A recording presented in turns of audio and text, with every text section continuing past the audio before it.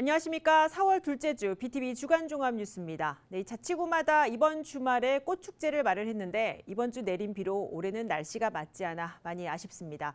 네, 그 사이 서울에는 여러 이슈들이 나왔는데요. 먼저 서울에 늘고 있는 1인 가구, 그중에서도 서울시가 발표한 청년 정책부터 전해드립니다. 만 19세부터 39세 이하 청년들을 대상으로 추진해온 역세권 청년주택이 청년 안심주택으로 이름을 바꾸고 개편 추진됩니다. 청년들에게 부담이 되는 임대료나 관리비 등을 개선하고 간선도로변의 사업 대상지를 확대한다는 건데요. 서울시는 2030년까지 12만 호 공급을 목표로 하고 있습니다. 첫 소식 김진중 기자가 보도합니다. 지난 2017년 시작된 역세권 청년주택이 청년 안심주택으로 이름을 바꾸고 개편 추진됩니다.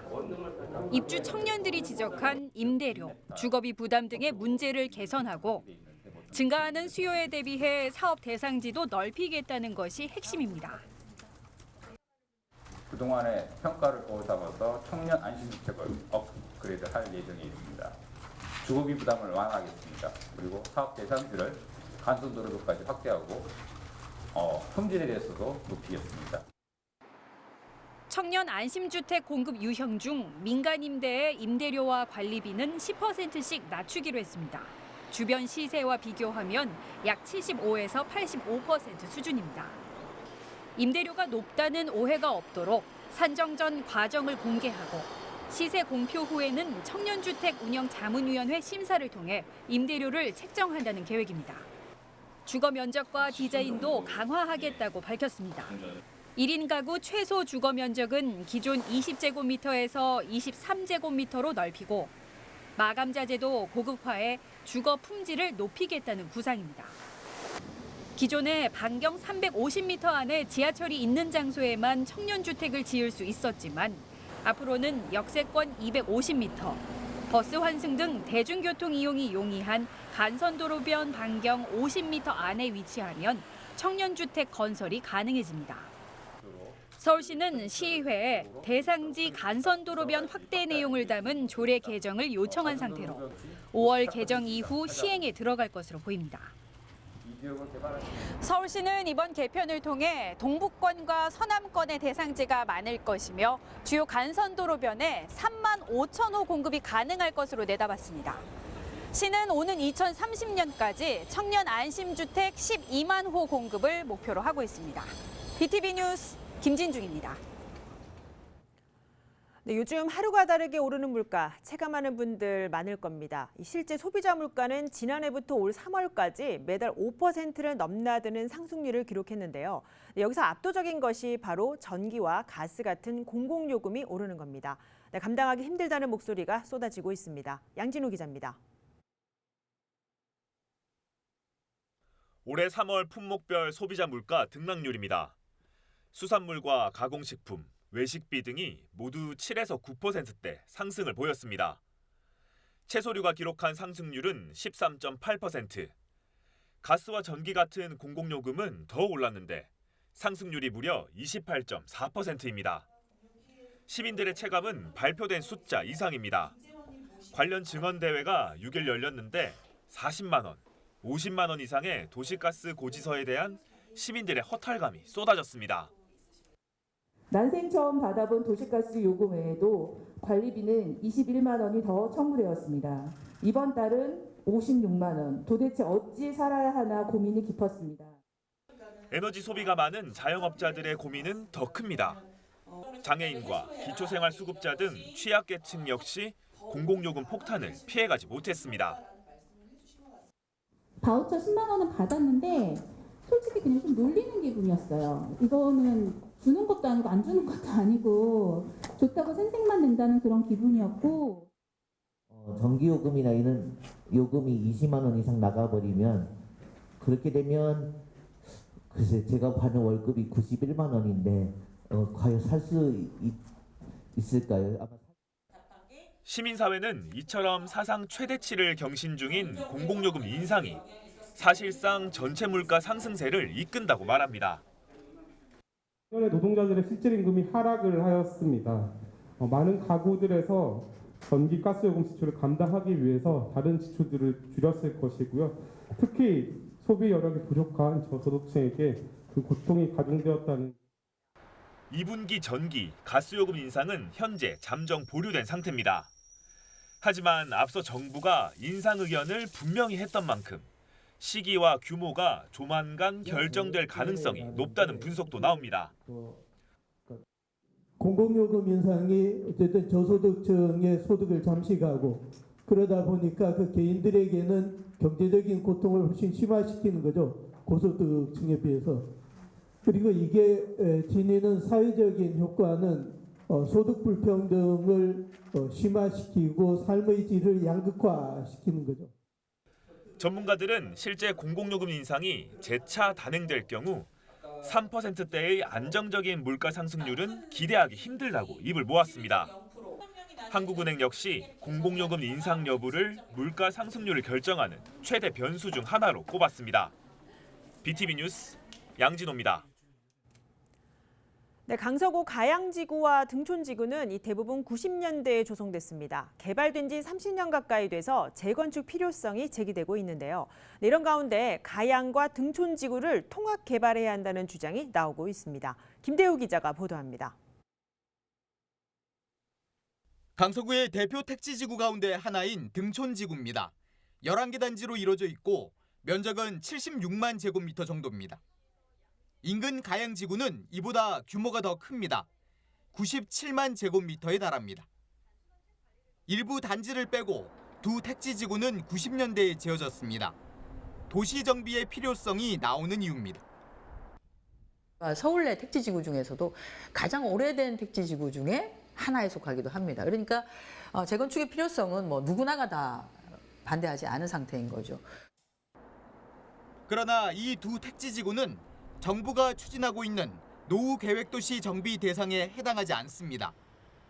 국토교통부는 노후계획도시 정비 특별법을 만들려고 하고 있는데 택지 조성 사업이 끝난 뒤 20년이 넘은 100만 제곱미터 이상의 택지가 적용 대상입니다. 강서구 등촌지구와 가양지구는 20년 이상 됐지만 각각 100만 제곱미터가 안 돼 이 특별법의 대상이 아닙니다. 이런 이유 등에서 가양과 등촌지구를 통합해 개발해야 한다는 주장이 나오고 있습니다. 한정혜 국회의원이 추진하고 있습니다. 이미 한국토지주택공사와 서울주택도시공사 사장을 만나 통합 개발을 제안한 상태입니다. 전체 그 택지지구와 관련된 개발 계획을 세워서 뭔가 좀 이제 마스터 플랜이 만들어진 상태에서 진행이 되어야지만이 이게 택지지구로서 좀 미래도시의 형식을 띠는 것으로 개발이 되겠다라고 하는 생각을 가지고 그런 요청을 드렸던 것이고요. 그 택지지구 안에는 일반 분양 아파트들도 있습니다. 근데 일반 분양 아파트까지도 포함해서 노후계획도시 정비 특별법안은 최근 국민의힘이 발의한 상태입니다.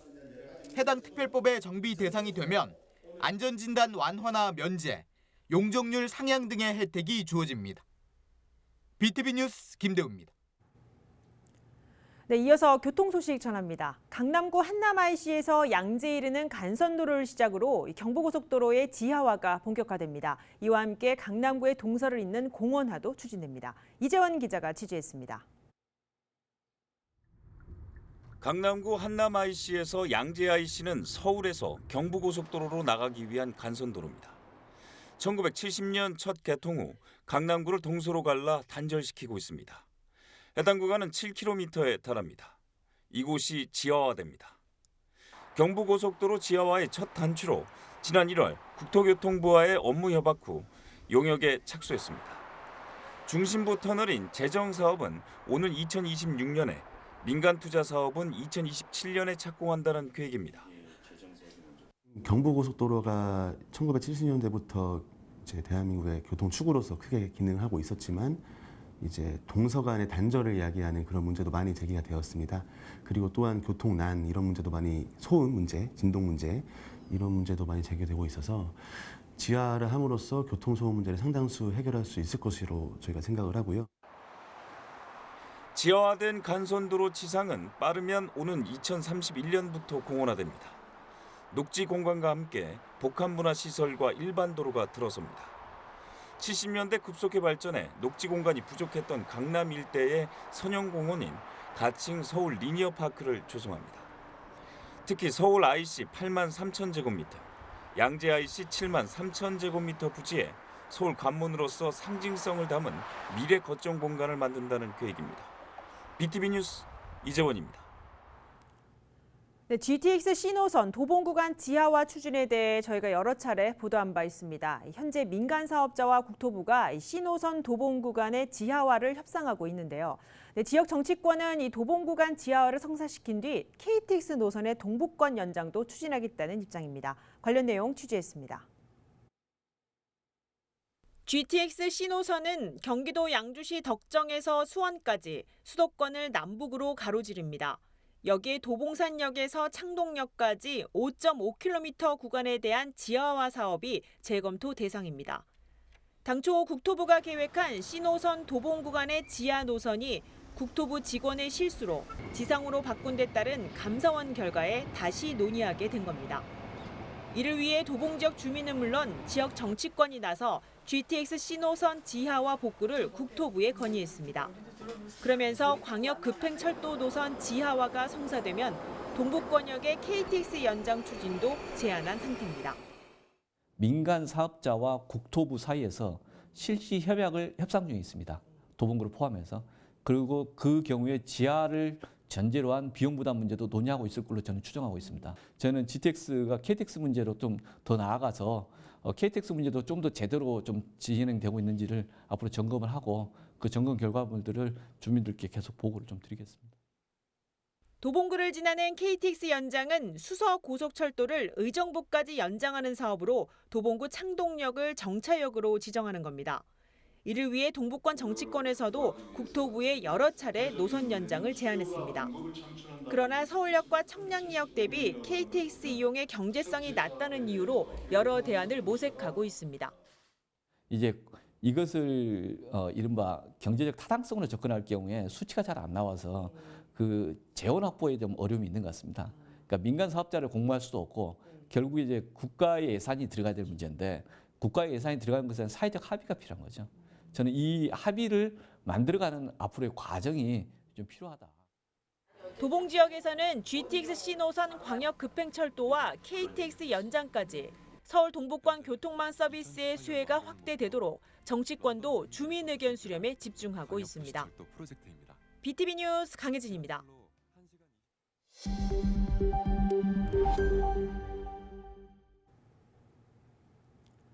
네, 이번 주 진행한 심층 취재 순서입니다. 네, 지난 2019년 서울시는 이 권역별 시립도서관 건립 계획을 발표했습니다. 네, 그중 도봉구에는 인문사회과학 테마의 시립도서관 건립이 예고됐었는데요.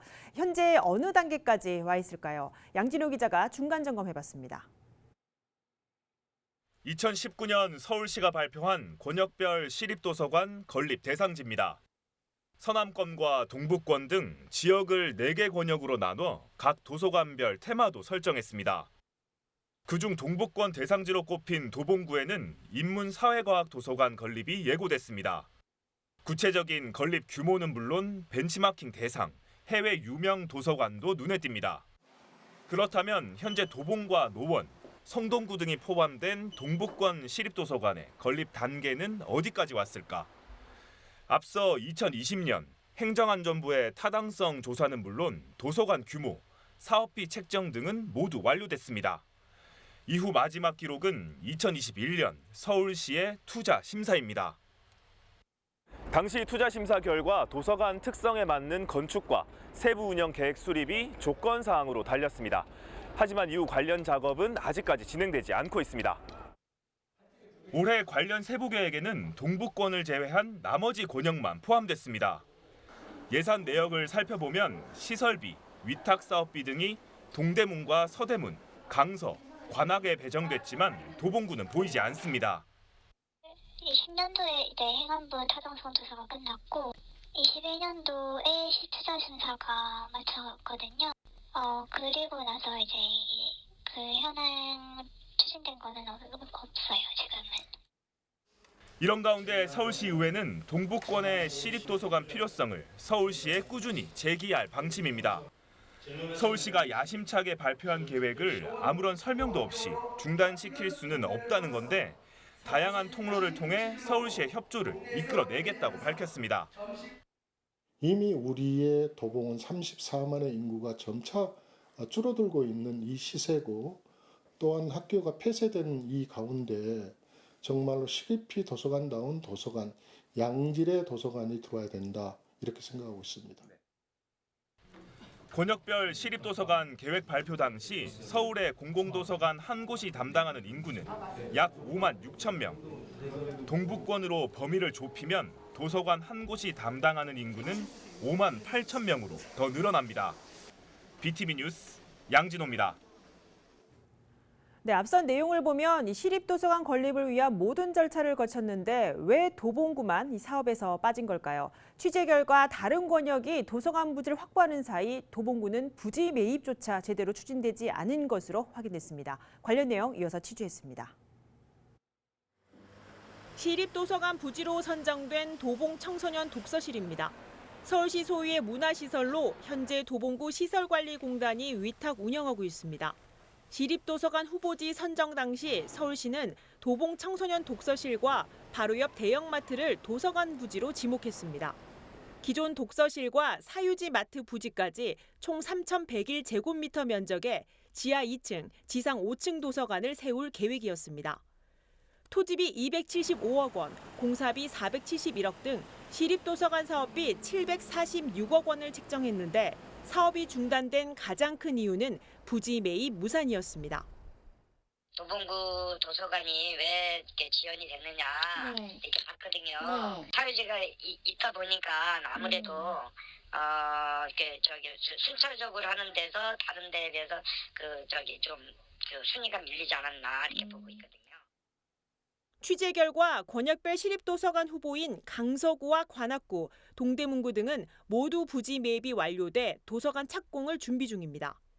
반면 도봉구는 사업 진척이 없는 데다 권역별 도서관 건립 예산이 많아 잠정 보류하자는 것이 오세훈 시장의 판단입니다.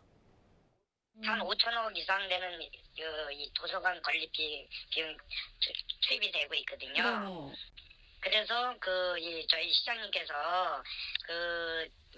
서대문, 동대문 관악을 우선 추진하고 나머지 이제 도봉하고 나머지 도서관은 순차적으로 추진하는 걸 해라 이렇게 저희들이 보고를 드렸어요. 대표 도서관 건립을 애타게 기다린 주민들은 서울시가 계획해놓고 주민을 기만한 행정이라며 비판합니다. 서울시에서 하겠다고 약속을 했는데 이건 약속을 어긴 거잖아요. 도봉 구민들 저뿐만 아니라 모두가 지금 화가 날 일이거든요. 그리고 저희 구 말고 다른 구에서도 같이 진행이 되고 있다고 알고 있는데 왜 저희 구만 이렇게 후순위를 밀렸는지 그런 정확한 어떤 의견을 저희들한테 얘기를 전달할 필요가 있는데 그런 것들이 아무 이야기가 없어요.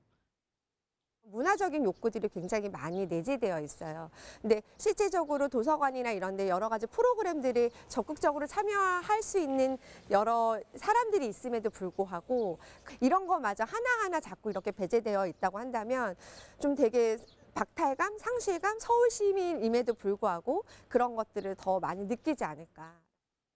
서울시는 도봉구의 시립도서관 건립은 순차적으로 진행할 계획이라는 입장입니다.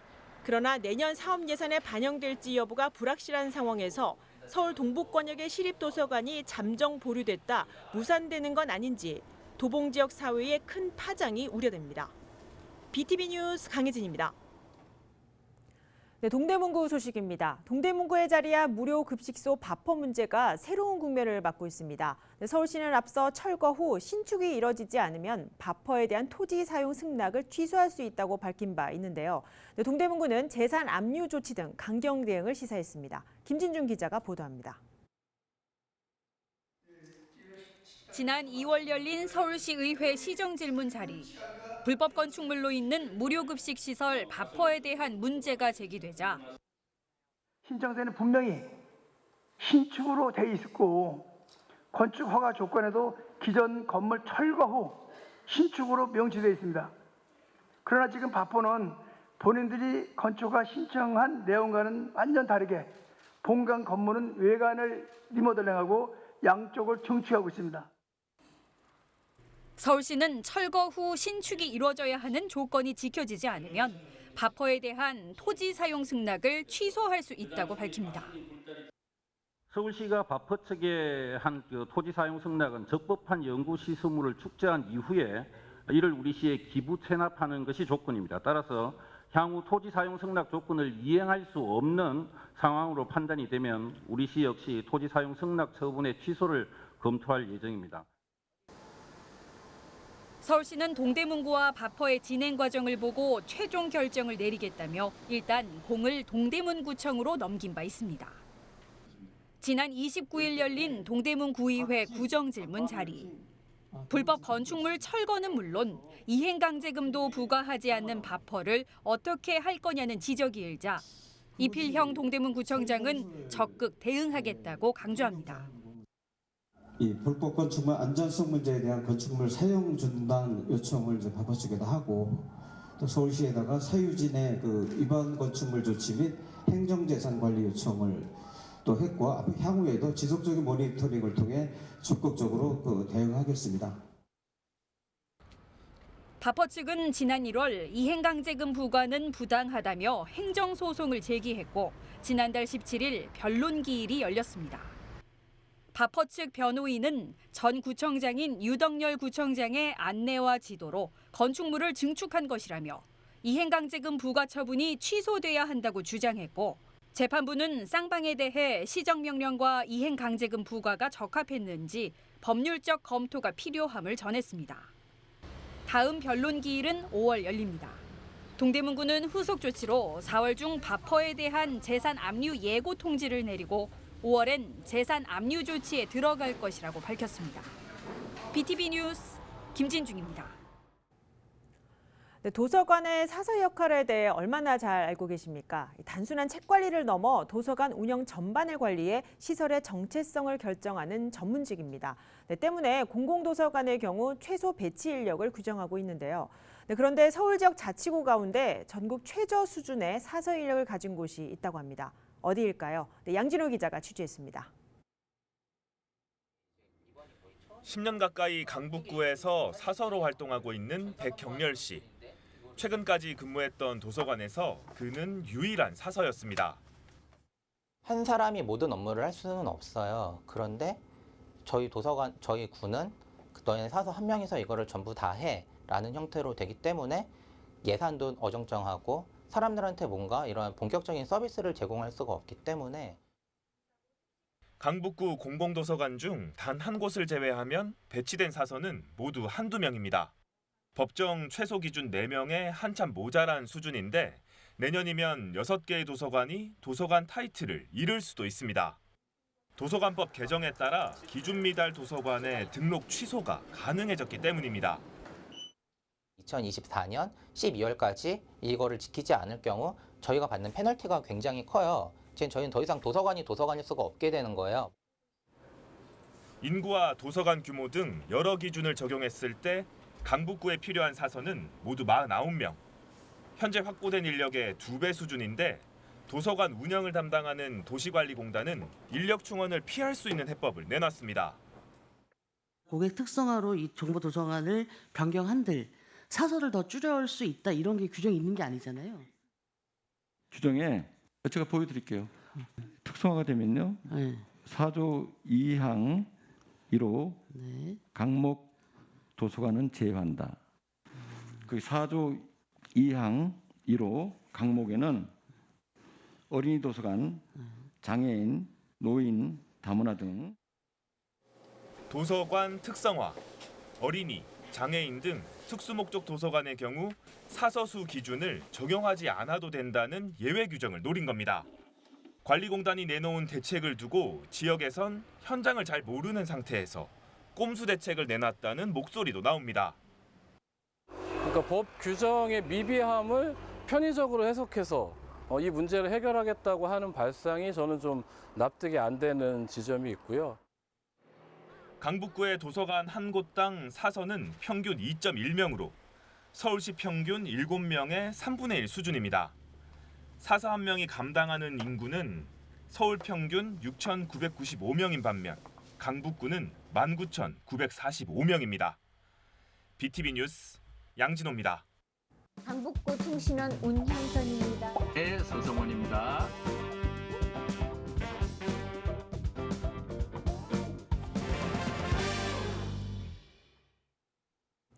네, 지역의 다양한 정보와 소소한 이야기를 전하는 주민통신원 시간입니다. 네, 올해는 예년보다 이 서울의 봄꽃이 일찍 폈고 또 연이은 건조한 날씨에 단비 소식까지 이어졌습니다.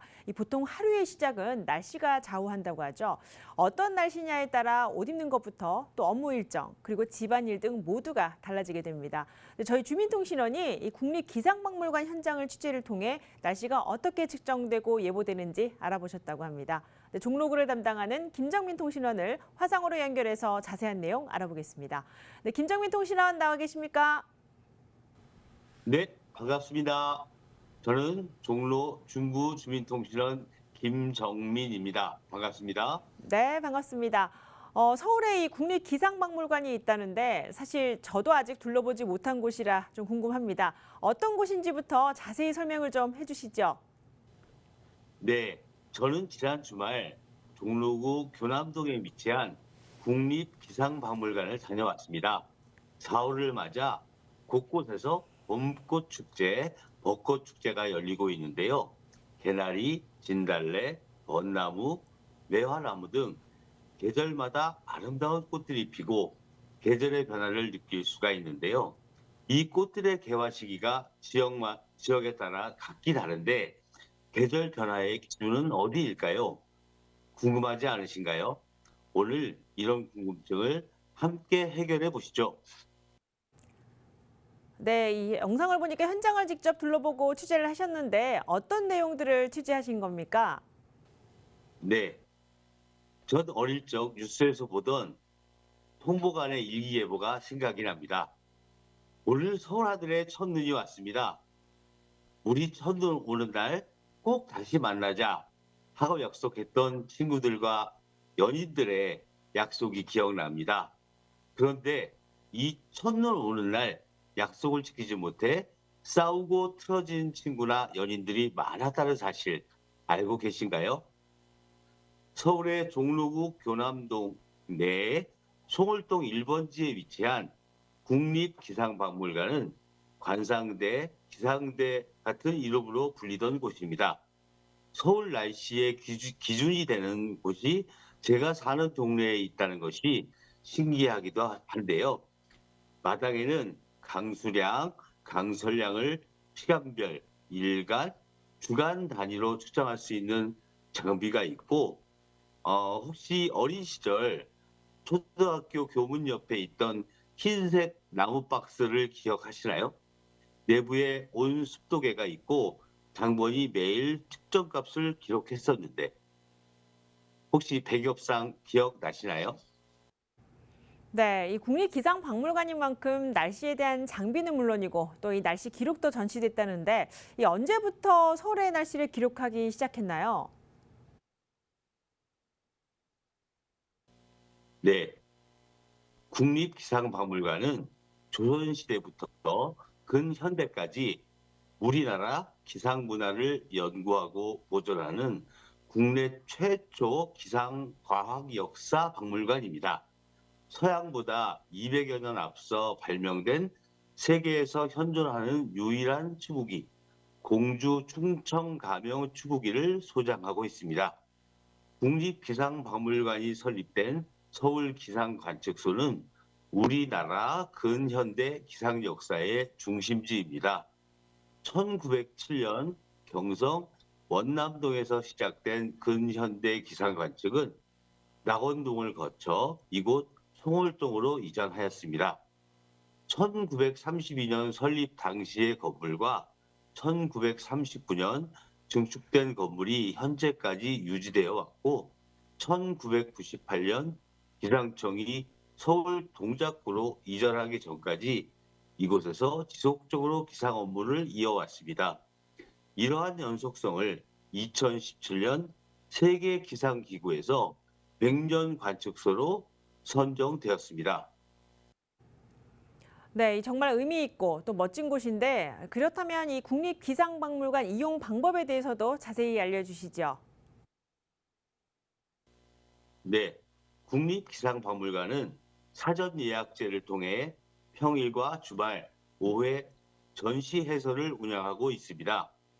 자유관람은 관람 이용 시간 내에 예약 없이 이용이 가능합니다. 단 입장 마감 시간은 매일 5시입니다. 지하철 5호선 서대문역 4번 출구를 나와서 돈의문 박물관 마을을 지나 서울시 교육청 옆 국립기상박물관 언덕을 올라오시면 됩니다.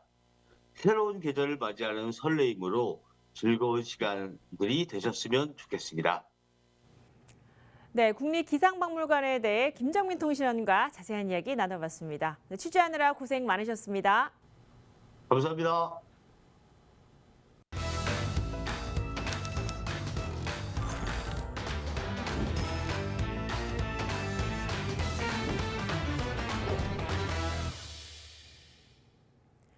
네, 새학년이 시작된 초등학교 저학년들은 학교 생활 시작한 지 한 달이 좀 넘었습니다. 이 학교 적응 단계에서 이 학습의 가장 기본이 되는 건 바로 독서인데요. 이 독서를 돌봄교실 책 선생님이 지원하고 있습니다. 2004년 초등학교 1, 2학년 방과후 교실 도입 후 돌봄교실을 시범 운영하다 2010년 전면 확대됐는데요. 정규 수업 후 진행되는 초등 저학년 책 읽기 교실이 지역에서 어떻게 진행되고 또 왜 중요한지 배수경 학부모가 전해드립니다. 저학년 초등학생들은 책 읽기를 어려워합니다. 그 어려운 책 읽기 교육을 마을 주민들이 교사로 활동하고 있는데요. 초등학교 수업 후에 방과후 돌봄 교실에서 열리는 책 선생님 교육의 필요성을 취재했습니다. 이렇게 시작된 돌봄 교실은 초등학교를 활용하는 초등 돌봄과 아파트나 주민자치센터 등에서 운영하는 마을 돌봄으로 나뉘어 운영되고 있습니다. 이 중에서 마을결합형 초등 돌봄은 2017년부터 서울시가 예산을 지원해 지역별로 특화된 교육 프로그램 강사를 양성합니다. 양천도서관은 마을결합형 초등 돌봄 책 선생님 사업을 3년째 운영하고 있는데요. 학교와 연결된 독서 지도를 위해 사전 연수를 통해 책 선생님 자원활동단을 양성합니다. 학력 격차가 이제 심화되는 그런 일련의 과정을 겪으면서 저희가 초등학교 1, 2학년 돌봄 교실 아이들한테 특별히 필요하겠다 생각이 들어서 이런 책 읽기 프로그램을 21년부터 이제 새롭게 만들기 시작했습니다. 그 일반 시민, 그 자원활동가로 구성된 책 선생님이라고 합니다. 저희는 그분들을 양성을 해서 이제 독서 프로그램을 진행을 하는 거죠.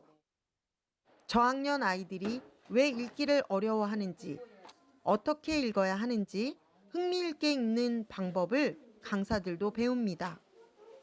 처음에 이제 아이들도 막 뭐 집중도 안 하고 이게 뭐지 이렇게 듣다가 저는 이렇게 매트에다가 아이들을 다 모아서 앉아가지고 수업을 진행을 했었는데 처음에 이렇게 막 늘어지고 했던 애들도 이제 기다린다고 하더라고요. 아이들이 책 선생님 언제 오세요 하면서 그러니까 그 기다린다는 그 얘기도 들으면은 아, 또 애들한테 어떤 책 읽어줄까 또 어떤 활동을 같이 해볼까 이런 것들을 좀 많이 고민하고 아쉬운 점은 올해 서울시가 지원하는 예산이 줄어 책 선생님 자원활동단 연수 횟수도 축소된 것입니다. 이제 관심이 있으신 그 자원활동가들의 그 참여가 좀 많아야 될 것 같고요. 그리고 이제 예산 부분이 좀 충족하게 좀 저희한테 좀 주어진다고 한다면 저희가 이제 갖고 있었던 그동안의 노하우와 이게 이제 지속했으면 좋겠다는 거거든요. 그러니까 지속할 수 있는 예산이 이제 확보가 돼야 되겠죠. 초등 저학년에게 독서 지도는 독서 습관을 형성하는 중요한 시기입니다. 그만큼 공교육 내에서 내실화를 다지는 제도 마련이 필요합니다. 강사들을 더 채용하고 또 강사들에게 적정한 임금을 지급하고 재료비나 이런 부분을 지원을 해주신다면 더 양질의 수업을 할 수 있을 것 같고요. 또 여러 군데 그리고 모든 학교에 보급하기 위해서 좀 정부에서도 그런 체계적인 지원을 해주셨으면 좋겠습니다. 양천 도서관이 3년간 양성한 책 선생님은 모두 40여 명. 강서와 양천구 일대 초등학교 13곳에서 활동한 결과 학생 만족도 95%, 강사 만족도는 98%입니다. 초등 돌봄 교실에서 진행하는 책 선생님 활동 어떠셨나요? 지금은 봉사하는 마음으로 이루어지고 있는데요. 무엇보다 체계적인 독서 교육을 위해서라도 교육 당국과 지자체의 많은 관심과 지원이 필요하지 않을까요? 학부모 수첩 배수경입니다.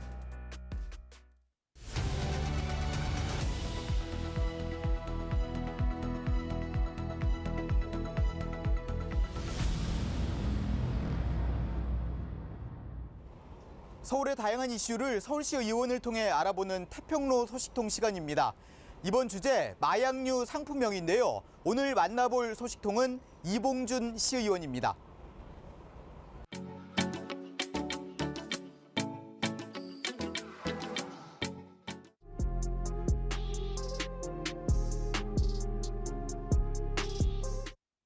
말 그대로 마약이라는 두 음절이 들어간 단어를 상품 앞에나 뒤에 붙인 이런 상품들을 얘기를 하는데요.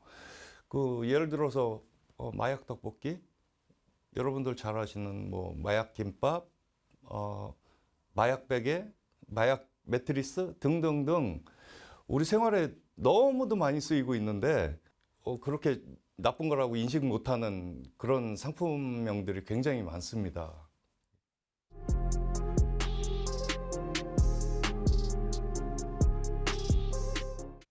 잘못된 인식? 마약이라는 것이 우리 한번 빠지면은 삶을 망치는 정도의 아주 심각한 약물인데도 불구하고 마약이 그거하고 상반되게 좋은 것, 편한 것 이렇게 표현되고 있지 않습니까? 그래서 잘못된 인식을 좀 개선을 해야 되겠다라는 생각을 하고 있습니다.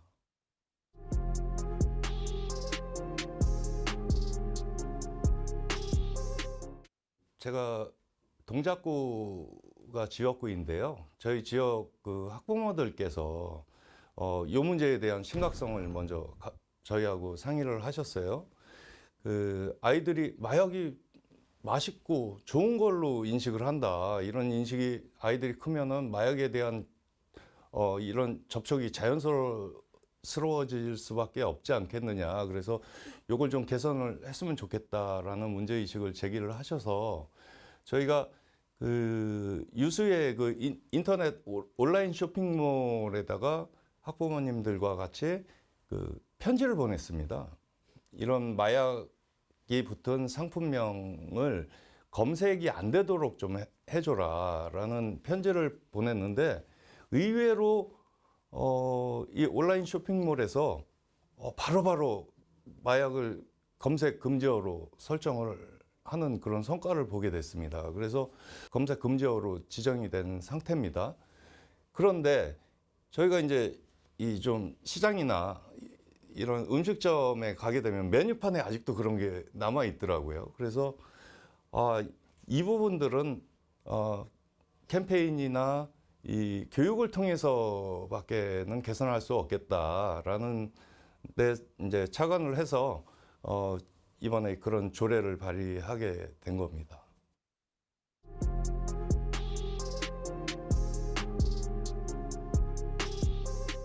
매일 마약 관련된 뉴스들이 이렇게 나오고 있는데 그렇게 뉴스들이 나와도 굉장히 둔감한 것 같아요. 이게 심각하지 않게 생각하는 부분들이 있는 것 같아서 유명 배우 이런 분들이 마약을 취해서